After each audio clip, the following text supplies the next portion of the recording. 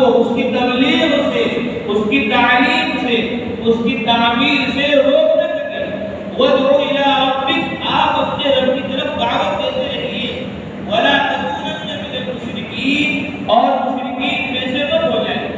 اس لیے ہم سب کو، خصوصاً علماء کو، طلباء کو، اپنی ذمہ داری کو سمجھنا ہے اور سارے عالم کو سمجھانا ہے، کیونکہ علماء یہ انبیاء علیہ الصلوۃ والتسلیمات کے وارث ہیں اور طلباء وارث بننے والے ہیں۔ ایک جماعت 1943 میں نظام الدین مرکز میں دارالعلوم دیوبند سے گئی۔ حضرت مولانا الیاس صاحب رحمۃ اللہ علیہ نے طلباء سے بات کی جو 1943 میں دارالعلوم دیوبند سے نظام الدین مرکز بننے والی مسجد میں پہنچے۔ فرمایا حضرت مولانا الیاس صاحب رحمۃ اللہ علیہ نے طلباء سے انکم نائب الانبیاء، کہ تم سب کے سب طلباء نبی و رسولوں پیغمبروں کے نائب ہو۔ لن يستطيع أحد أن يدفع ثمنكم سوى الله تعالى فإن خزائن الأرض لا تساوي قيمتكم۔ کسی کے اندر ہمت نہیں ہے، طاقت نہیں ہے، قوت نہیں ہے کہ تمہاری قیمت ادا کر سکے۔ فإن خزائن الأرض كلها لا تساوي قيمتكم، ساری دنیا کا سونا، چاندی، ہیرے جواہرات، روپیہ، پیسہ، مال و دولت، طلباء تمہاری قیمت نہیں کر سکتے۔ کسی میں ہمت نہیں ہے کہ تمہاری قیمت ادا کر سکے سوى اللہ تعالیٰ، سوائے اللہ تعالیٰ کے۔ انکم نائب الانبیاء، تم سب مدرسے میں پڑھنے والے طلباء نبیوں کے، رسولوں کے، پیغمبروں کے نائب ہو۔ الذین قالوا للدنیا كلها وما أسألكم عليه من أجر إن أجري إلا على رب العالمين، جنہوں نے پوری دنیا کو وبا کے خبر کے کہا وما أسألكم عليه من أجر، کہ ہم اپنی دعوت پر، اپنی تبلیغ پر، اپنے تمہارے سمجھانے اور بتلانے پر کسی مال کا، دولت کا، روپیے کا، پیسے کا مطالبہ نہیں کرتے۔ ان أجري إلا على رب العالمين، ہماری تبلیغ کا، ہماری دعوت کا، ہمارے کہنے سننے کا اجر رب العالمین کا۔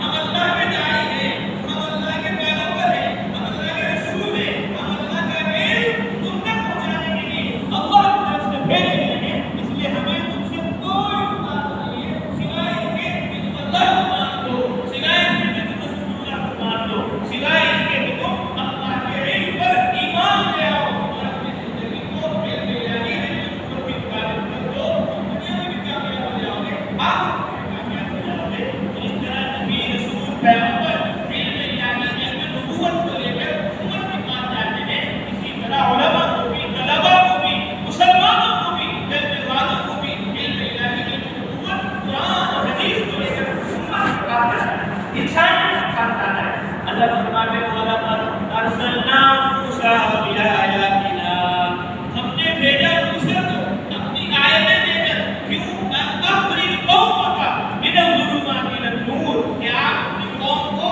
اندھیریوں سے نور کی طرف نکال کر لے آئیں۔ بھیجا تو نبی کو بھیجا جاتا تھا، رسول کو بھیجا جاتا تھا، پیغمبر کو بھیجا جاتا تھا۔ نبی، رسول، پیغمبر امت کے پاس، انسانیت کے پاس جایا جاتا تھا۔ بعض لوگ جنہوں نے نبی کی بات نہیں مانی، رسول کی بات نہیں مانی، انہیں جہنم میں، دوزخ میں ڈالا جانے لگا۔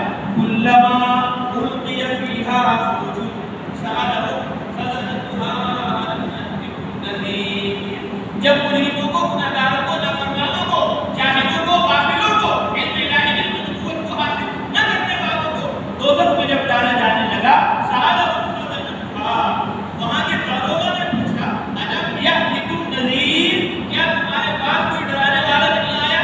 کیا تمہارے پاس کوئی سمجھانے والا نہیں آیا؟ کیا تمہارے پاس کوئی بتلانے والا نہیں آیا؟ یہ نہیں کہا کہ تم نبی کے پاس نہیں گئے، رسول کے پاس نہیں گئے، پیغمبر کے پاس نہیں گئے، بلکہ کہا کہ رسول تمہارے پاس آیا کہ نہیں آیا؟ اس نے تمہیں تبلیغ کی کہ نہیں کی؟ اس نے تمہیں تعلیم کی کہ نہیں کی؟ اس نے تمہیں جنت جہنم آخرت کے بارے میں سمجھایا کہ نہیں سمجھایا؟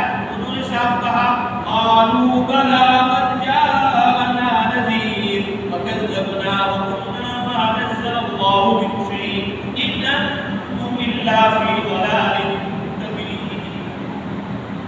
بلا، کیوں نہیں؟ قد جاءنا نذير، ہمارے پاس ڈرانے والے آئے، ہمارے پاس سمجھانے والے آئے، ہم کھیت میں تھے وہ کھیت میں آ گئے، ہم دکان میں تھے وہ دکان میں آ گئے، ہم چوپال میں تھے وہ چوپال میں آ گئے، ہم